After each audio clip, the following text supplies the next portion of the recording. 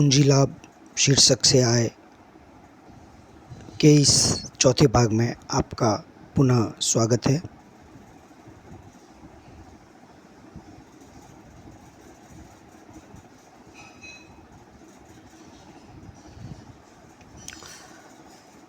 इस भाग में हम सीखेंगे पूंजी लाभों की गणना किस प्रकार से की जाती है। गत व्याख्यान में हम बात कर चुके हैं पूंजी संपत्तियां क्या होती है और पूंजी संपत्तियों के दो प्रकार, अल्पकालीन पूंजी संपत्तियां और दीर्घकालीन पूंजी संपत्तियां। अल्पकालीन पूंजी संपत्तियों के हस्तांतरण पर होने वाले लाभ को अल्पकालीन पूंजी लाभ कहते हैं और दीर्घकालीन पूंजी संपत्तियों के हस्तांतरण पर होने वाले लाभ को दीर्घकालीन पूंजी लाभ कहा जाता है। इस भाग में हम अल्पकालीन पूंजी लाभ और दीर्घकालीन पूंजी लाभ की गणना से संबंधित आयकर अधिनियम के प्रावधानों को समझने का प्रयास करेंगे। शॉर्ट टर्म कैपिटल गेन, अल्पकालीन पूंजी लाभ, STCG, it means the gain arising on transfer of short term capital assets. इसका अर्थ है वह लाभ जो अल्पकालीन पूंजी संपत्तियों को हस्तांतरित करने पर प्राप्त होता है। ऐसा धारा 242B में कहा गया है। Long term capital gain, LTCG, दीर्घकालीन पूंजी लाभ, it means the gain arising on transfer of long term capital assets. बिल्कुल सीधी सी बात है, दीर्घकालीन पूंजी संपत्तियों के हस्तांतरण पर जो लाभ होगा वह दीर्घकालीन पूंजी लाभ होगा। ऐसा धारा 229B में बताया गया है। अब सबसे पहले हम सीखते हैं short term capital gain STCG की गणना किस प्रकार करेंगे। उसका एक प्रारूप प्रोफॉर्मा हम अपने दिमाग में ले आते हैं। सामान्यतः जितने भी लेखांकन के विद्यार्थी हैं वो विभिन्न प्रारूपों के अनुरूप कार्य करना पसंद करते हैं। Computation of capital gain of Mr Mrs कुमारी, यानी जो भी व्यक्ति है जिसके पूंजी लाभों की आप गणना कर रहे हैं, सबसे पहले उसका नाम लिख दीजिए। फॉर द असेसमेंट ईयर, आप चाहें तो साथ में प्रीवियस ईयर भी लिख सकते हैं। इसकी गणना करने के लिए सबसे पहले हमें चाहिए sales consideration, full value of consideration, प्रतिफल, विक्रय प्रतिफल। विक्रय प्रतिफल का पूर्ण मूल्य, यानी जिस वस्तु का हस्तांतरण किया जा रहा है उसके प्रतिफल की राशि को सबसे पहले लिखा जाएगा। लेस एक्सपेंसेस ऑन ट्रांसफ़र, उसमें से संपत्ति के हस्तांतरण पर यदि किसी प्रकार का कोई व्यय हुआ है तो उसे घटा दिया जाएगा। तब आपके पास में नेट सेल्स कंसिडरेशन, शुद्ध विक्रय प्रतिफल आ जाएगा। इसमें से दो राशियां और घटा देनी है। कॉस्ट ऑफ एक्विजिशन, प्राप्त करने की लागत, साधारण शब्दों में क्रय करने की लागत, एंड कॉस्ट ऑफ इम्प्रूवमेंट, वृद्धि की लागत। यदि संपत्ति में किसी प्रकार का कोई परिवर्तन किया गया, उदाहरण के लिए यदि आपके पास में 3 कमरों का एक मकान है और उसके ऊपर एक और कमरा बना दिया गया, तो इस एक अतिरिक्त कमरे को बनाने की जो लागत आएगी उसे वृद्धि की लागत या कॉस्ट ऑफ इम्प्रूवमेंट कहा जाएगा। इन दोनों को घटाने पर जो शेष राशि बचेगी उसे हम शॉर्ट टर्म कैपिटल गेन कहेंगे। इसमें से धारा 54B, 54D, 54G आदि धाराओं में यदि किसी प्रकार का कोई छूट का प्रावधान है और करदाता को उसका फ़ायदा मिलना है तो उसे हम घटा देंगे। तब हमारे पास जो भी शेष राशि बचेगी हम उसको कहेंगे taxable short term capital gain, कर योग्य अल्पकालीन पूंजी लाभ। Important provisions and meaning of terms used in the computation of STCG। अल्पकालीन पूंजी लाभों की गणना में जो विभिन्न टर्म्स शब्दावली काम में ली गई है और आयकर अधिनियम के विभिन्न प्रावधानों को हम अब समझने का प्रयास करेंगे। नंबर 1, सिक्योरिटीज ट्रांजैक्शन टैक्स, प्रतिभूति व्यवहार कर STT।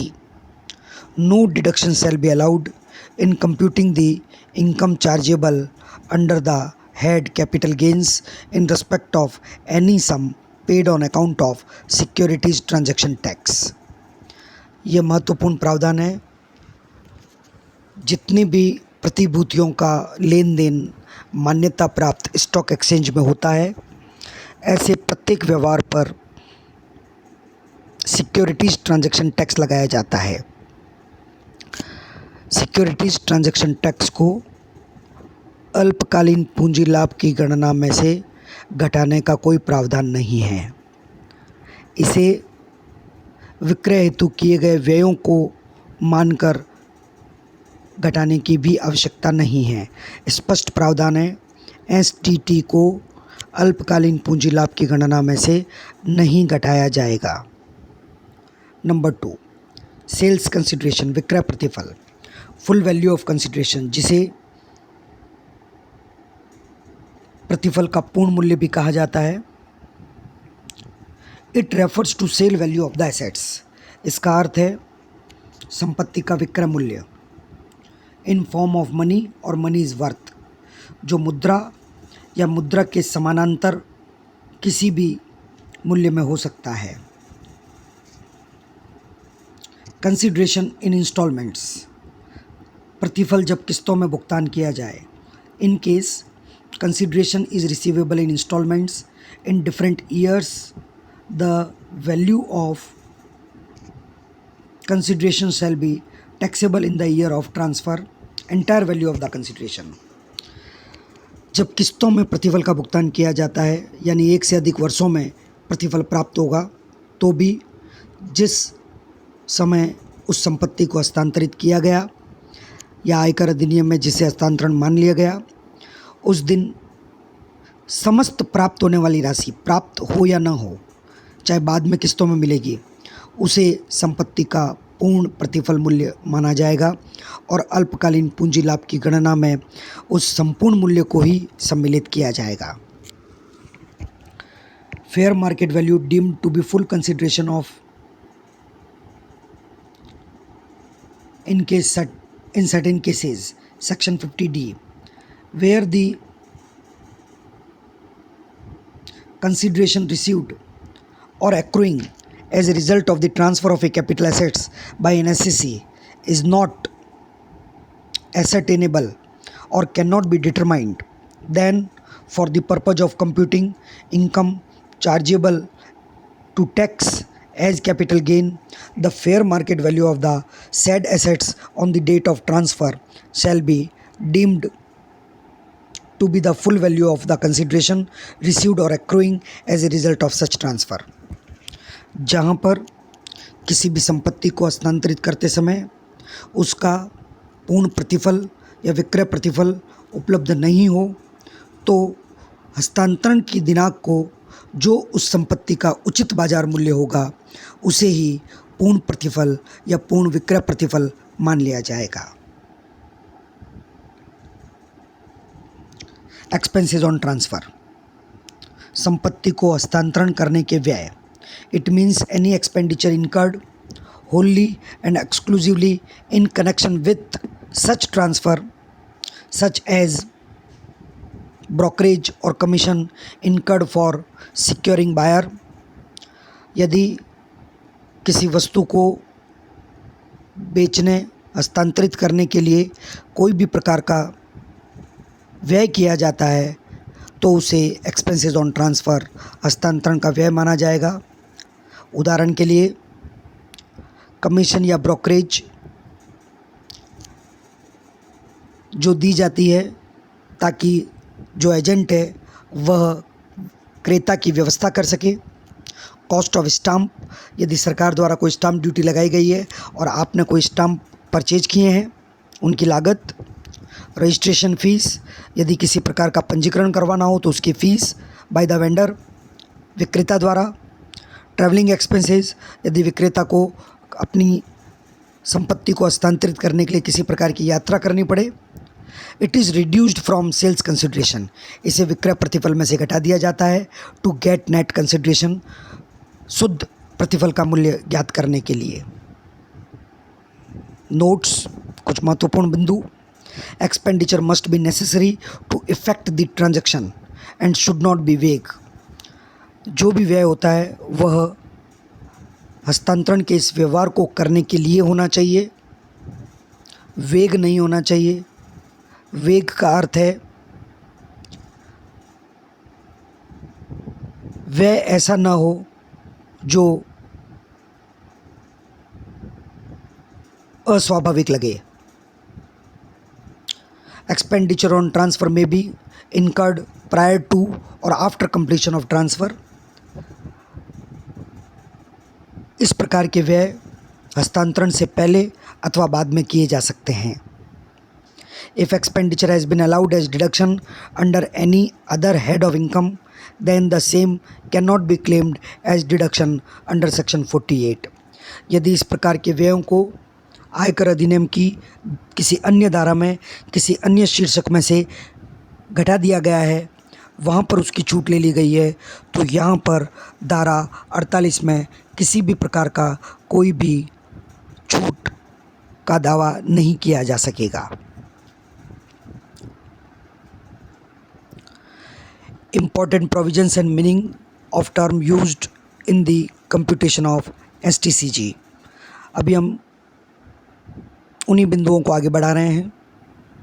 Point number 4, cost of acquisition, प्राप्त करने की लागत। Cost of acquisition includes expenditure incurred for acquiring the assets और completing the title of the assets. प्राप्त करने की लागत में वो सभी व्यय सम्मिलित होते हैं जो संपत्ति को प्राप्त करने से संबंधित होते हैं या संपत्ति के टाइटल को, स्वामित्व को पूर्ण करने के लिए आवश्यक होते हैं। फॉर इंस्टेंस, उदाहरण के लिए, sum paid for discharge of mortgage debt to clear charge over the property created by previous owner is a part of cost of acquisition. आप जिस व्यक्ति से संपत्ति क्रय करते हैं, प्राप्त करते हैं, उस भूतपूर्व स्वामी ने यदि ऐसी संपत्ति पर किसी प्रकार का रहन या गिरवी रखा हुआ है, तो उसके रहन या गिरवी को हटाने के लिए, उसके मॉर्गेज को डिस्चार्ज करने के लिए यदि आपने कोई भी प्रकार का भुगतान किया है, तो वह कॉस्ट ऑफ एक्विजिशन का भाग होगा, संपत्ति को प्राप्त करने की लागत का भाग होगा। Litigation expenditure incurred by a share holder to get the shares registered in his name will form part of cost of acquisition of shares. इसी प्रकार यदि किसी अंशधारी द्वारा अंशों को स्वयं के नाम में पंजीकृत करवाने के लिए किसी भी प्रकार के कानूनी व्यय किए गए हैं, तो वो कानूनी व्यय संपत्ति को प्राप्त करने की, अंशों को प्राप्त करने की लागत का भाग माने जाएंगे। कॉस्ट ऑफ इम्प्रूवमेंट, संपत्ति में वृद्धि या बढ़ोतरी की लागत। Cost of improvement means an expenditure incurred to increase the productive quality of the assets. कोई भी ऐसा व्यय जो संपत्ति की उत्पादन गुणवत्ता को बढ़ा देता है, उसे हम कॉस्ट ऑफ इम्प्रूवमेंट या संपत्ति में वृद्धि की लागत के नाम से बुलाते हैं। It includes all expenditure of A capital nature. इसमें पूंजीगत प्रकृति के सभी व्ययों को सम्मिलित किया जाता है।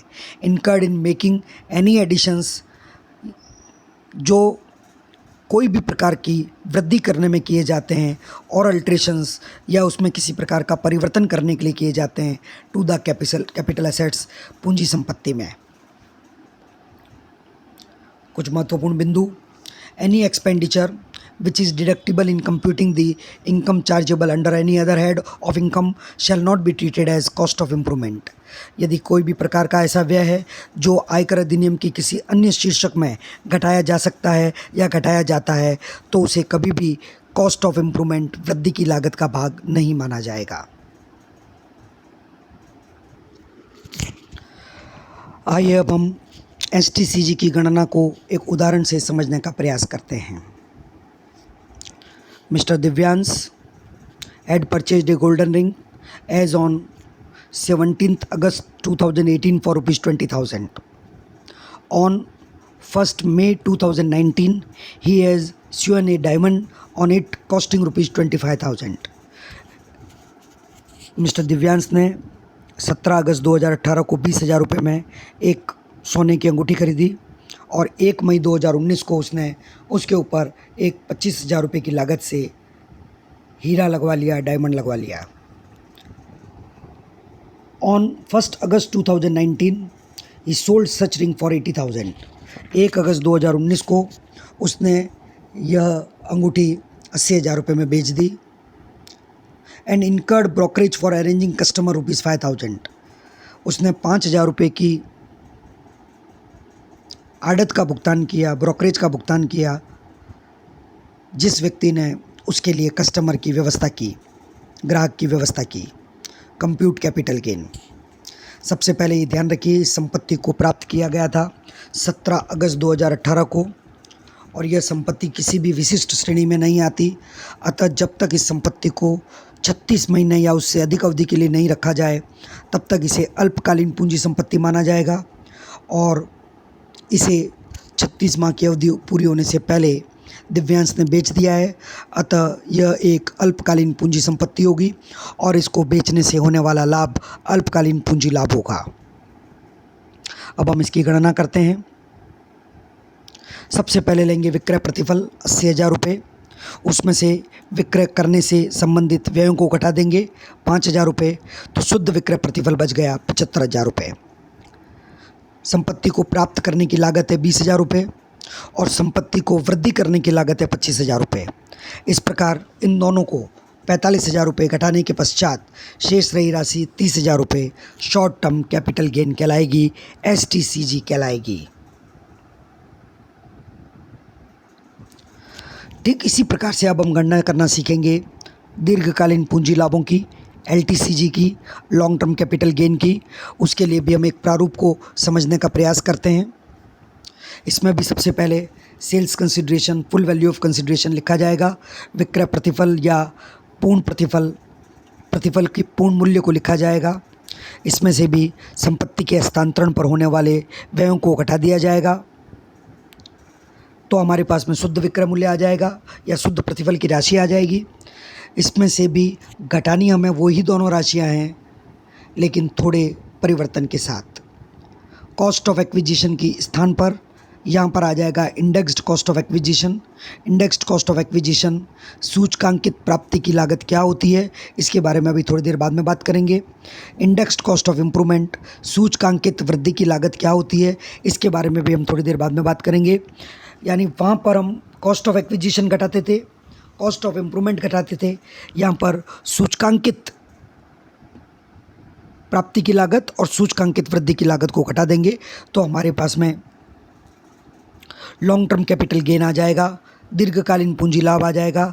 इसमें से धारा 54, 54B, 54D, 54EC, 54F आदि में उपलब्ध छूटों को घटाने के पश्चात शेष रही राशि long term capital gain taxable कर योग्य दीर्घकालीन पूंजी लाभ की राशि बच जाएगी।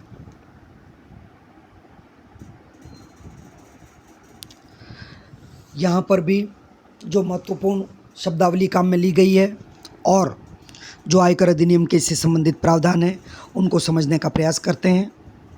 बिंदु संख्या 1 सिक्योरिटीज़ ट्रांजैक्शन टैक्स। ठीक उसी तरह से जैसा अल्पकालीन पूंजी लाभ में हमने समझा, यहाँ पर भी सिक्योरिटीज़ ट्रांजैक्शन टैक्स को घटाने का कोई प्रावधान नहीं है। यानी दीर्घकालीन पूंजी लाभ की गणना में सिक्योरिटीज़ ट्रांजैक्शन टैक्स नहीं घटाया जाएगा।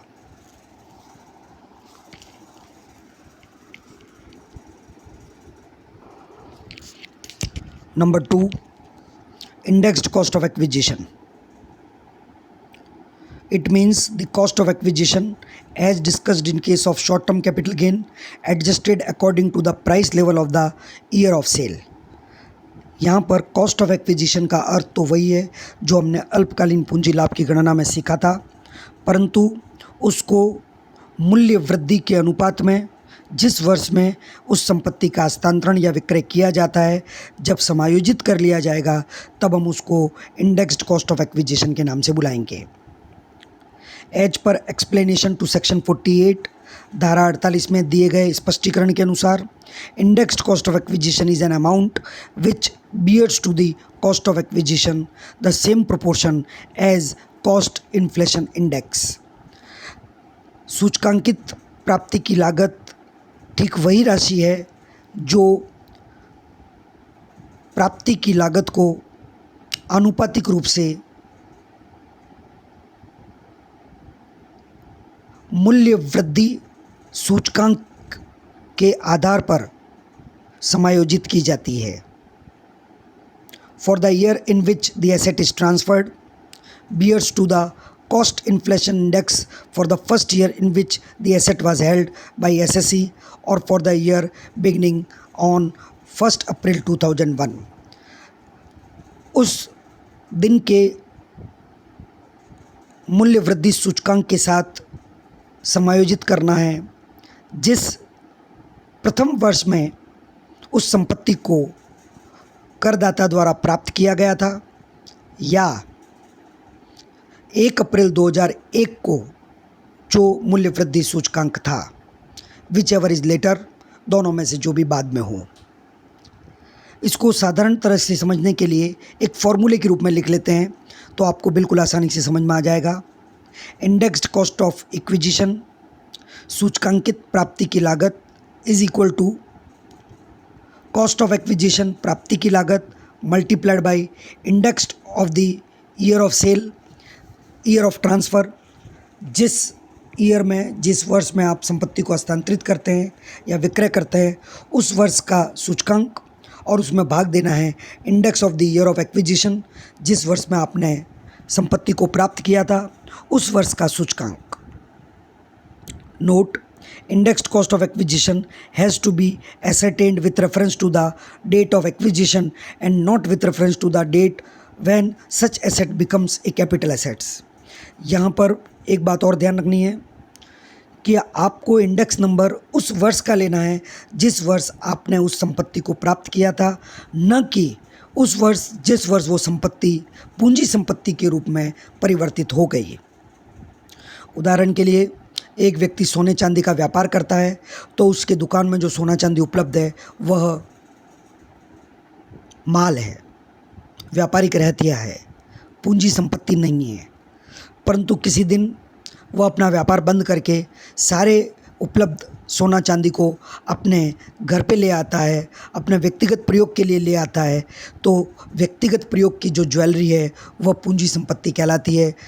यह अब पूंजी संपत्ति बनी है, परंतु इंडेक्स नंबर जब लिया जाएगा तो जब उन संपत्तियों को प्राप्त किया गया था उस वर्ष का सूचकांक लिया जाएगा, न कि जिस वर्ष में उन्हें पूंजी संपत्ति के रूप में परिवर्तित किया गया। Number 3, indexed cost of improvement. ठीक उसी प्रकार से हमें सूचकांकित वृद्धि की लागत भी ज्ञात करनी होगी।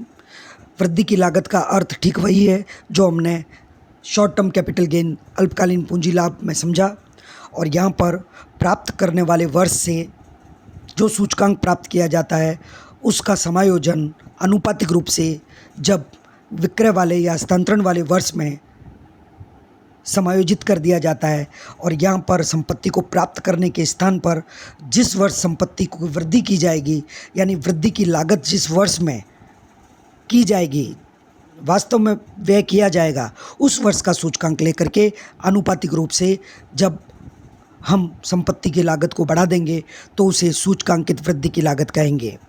हम इसको एक फॉर्मूले के रूप में जानने का प्रयास करते हैं।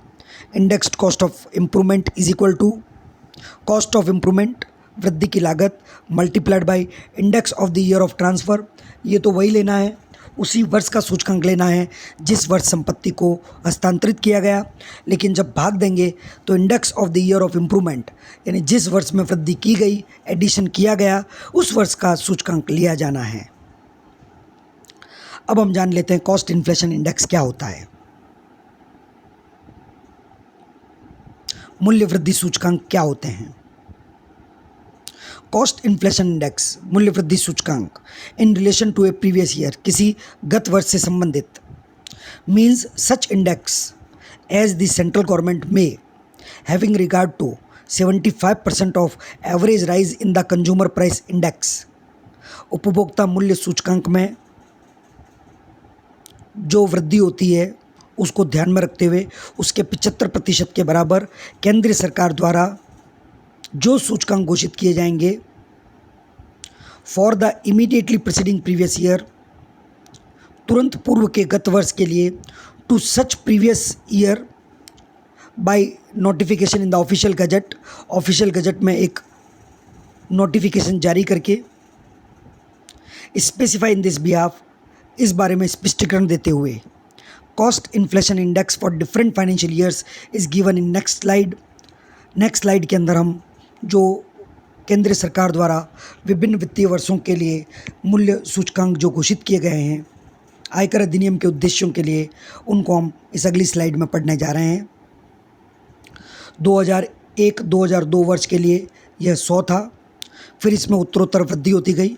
जिस प्रकार से मूल्य में वृद्धि होती है 105, 109, 113, 117, 122 बढ़ते बढ़ते जो गत वर्ष 2019-20 है उसमें यह 289 हो गया है। जो संपत्तियां 1 अप्रैल 2001 से पहले प्राप्त की गई है उनका किस प्रकार से उपचार किया जाएगा, ट्रीटमेंट किया जाएगा आयकर अधिनियम के प्रावधानों के अनुसार। कॉस्ट ऑफ एक्विजिशन कैसे ज्ञात करेंगे? If an asset is acquired before 1 April 2001 then its cost of acquisition shall be higher of the following: A. Actual cost of acquisition ignoring cost of improvement incurred before 1/4/2001, or fair market value of the assets as on 1 April 2001।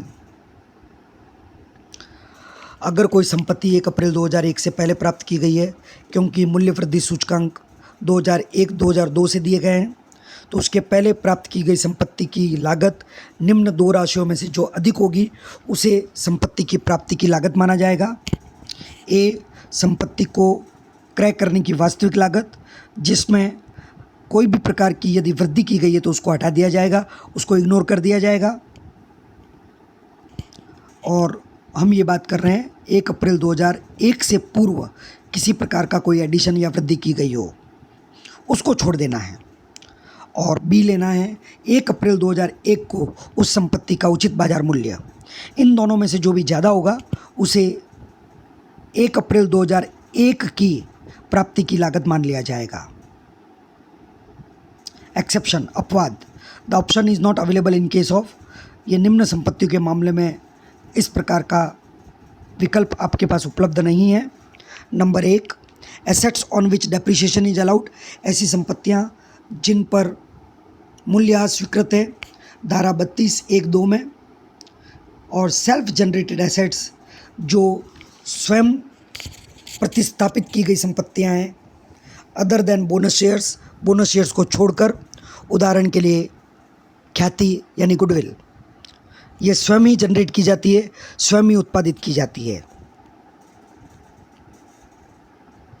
Cost of improvement, any cost of improvement incurred by the assessee or the previous owner before 1 April 2001 shall not be considered। 1 April 2001 से पूर्व यदि किसी भी प्रकार का कोई भी वृद्धि का व्यय किया गया हो, वृद्धि की लागत का भुगतान किया गया हो, तो उसे शून्य माना जाएगा, उसे कंसीडर नहीं किया जाएगा। यानी केवल 1 अप्रैल 2001 के बाद वाले वर्षों में किए गए वृद्धि के व्ययों को ही अल्पकालीन या दीर्घकालीन पूंजी लाभ की गणना में सम्मिलित किया जाता है। indexation, where an asset is acquired before 1st April 2001, then indexation benefit shall be available from the year 2001-2002. यदि कोई संपत्ति 1 अप्रैल 2001 से पूर्व में प्राप्त की गई थी तो उसे 2001-2002 में प्राप्त की गई मान ली जाएगी और उसके लिए इंडेक्स नंबर 100 का इस्तेमाल किया जाएगा, जैसा कि पहले वाली टेबल में बताया गया था। लॉन्ग टर्म कैपिटल गेन को समझने के लिए हम एक और उदाहरण लेते हैं। On 23 December 2019 Raja sold 500 grams of gold. Raja Rajat ने 500 ग्राम सोना 23 दिसंबर 2019 को बेचा। The sale consideration of which was ₹13,50,000। उसका विक्रय मूल्य था 13,50,000 रुपये। He had acquired this gold on 20 August 2000। उसने 20 अगस्त 2000 को यानी 1 अप्रैल 2001 से पूर्व इस सोने को खरीदा था फॉर ₹4 लाख, 4 लाख रुपये में। Fair market value of 500 grams of gold on 1 April 2001 was ₹3,60,000। 1 April 2001 को इस सोने का उचित बाजार मूल्य 3,60,000 रुपये था। Find out the amount of capital gain chargeable to tax for the assessment year 2020-21। क्योंकि संपत्ति को 36 माह या उससे अधिक अवधि के लिए रखा गया है, अतः यह संपत्ति दीर्घकालीन पूंजी संपत्ति है और इसको बेचने वाला लाभ दीर्घकालीन पूंजी लाभ होगा। इसकी गणना सबसे पहले विक्रय प्रतिफल लिख लेते हैं, 13,50,000 रुपये। संपत्ति को हस्तांतरण करने से होने वाले व्ययों के बारे में कोई सूचना नहीं है, शून्य मान लिया जाएगा, अतः शुद्ध विक्रय प्रतिफल भी 13,50,000 रुपये हुआ। अब क्योंकि संपत्ति 1 अप्रैल 2001 से पहले प्राप्त की गई है, अतः वास्तविक लागत 4 लाख रुपये और 1 अप्रैल 2001 को उचित बाजार मूल्य 3,60,000 रुपये। दोनों में से जो भी ज़्यादा हो यानी 4 लाख रुपये को इस संपत्ति की प्राप्ति की लागत माना जाएगा और इसको 2001-2002 में क्रय किया हुआ मानकर सूचकांकित प्राप्ति की लागत ज्ञात की जाएगी। 4 लाख इंटू 289 हस्तांतरण वर्ष का सूचकांक अपॉन 100 प्राप्ति वर्ष का सूचकांक, और ये हुआ 11,56,000 रुपये। और इस प्रकार जब हम सूचकांकित प्राप्ति की लागत को घटा देते हैं तो हमारे पास में दीर्घकालीन पूंजी लाभ 1,94,000 रुपये प्राप्त हो जाता है। Note: if an asset is acquired before 1st April 2001 then its cost of acquisition will be higher of the following। अभी हमने बात की थी, अगर कोई संपत्ति 1 अप्रैल 2001 से पहले प्राप्त की जाती है तो ए उसकी वास्तविक लागत और बी 1 अप्रैल 2001 को उसके उचित बाजार मूल्य, दोनों में से जो भी ज़्यादा हो उसे ही संपत्ति की प्राप्ति की लागत मान लिया जाता है। एक उदाहरण हम और लेते हैं। Mr Anand has purchased a house property as on 17 August 2002 for ₹5 lakh. On 1 May 2004 he constructed a new floor on the same house at a cost of ₹2,50,000। 5 lakh रुपए की राशि से 17 अगस्त 2002 को आनंद ने एक मकान खरीदा और 1 मई 2004 में उसने प्रथम मंजिल का निर्माण करवाया जिसकी लागत 2,50,000 रुपये आई। 1 अक्टूबर 2019 को उसने यह मकान 18 लाख रुपए में बेच दिया और 2% की दर से उसने ब्रोकरेज कमीशन का भुगतान किया है। Compute capital gain. आइए कैपिटल गेन की गणना करते हैं मिस्टर आनंद के लिए।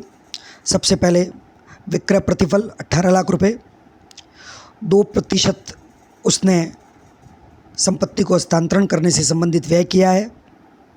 18 लाख का 2% होता है 36,000 रुपये। शुद्ध विक्रय प्रतिफल आ गया 17,64,000 रुपये। संपत्ति 1 अप्रैल 2001 के बाद खरीदी गई है तो वास्तव में प्राप्त की गई लागत को सूचकांकित करेंगे। 5 लाख इंटू विक्रय वाले वर्ष का सूचकांक 289 और क्रय वाले वर्ष का सूचकांक 105, यह आता है 13,76,190 रुपये। संपत्ति की वृद्धि की गई है 2004-2005 में तो इसको भी सूचकांकित किया जाएगा। 2,50,000 इंटू विक्रय वाला वर्ष तो वही है, इसलिए विक्रय वाले वर्ष का सूचकांक 289 अपॉन 2004-5 का सूचकांक है 113, ये होता है 6,39,381। और इन दोनों को जोड़कर जब घटाया जाएगा 20,15,571 रुपये, तो long term capital gain negative आ रहा है। और ध्यान रखिए, लाभ होना आवश्यक नहीं है, हानि भी हो सकती है, जैसा कि यहाँ पर दीर्घकालीन पूंजी हानि हुई है 2,51,571 रुपये की। और बचे हुए प्रावधानों और उदाहरणों को समझने का प्रयास करेंगे अगले व्याख्यान में। धन्यवाद।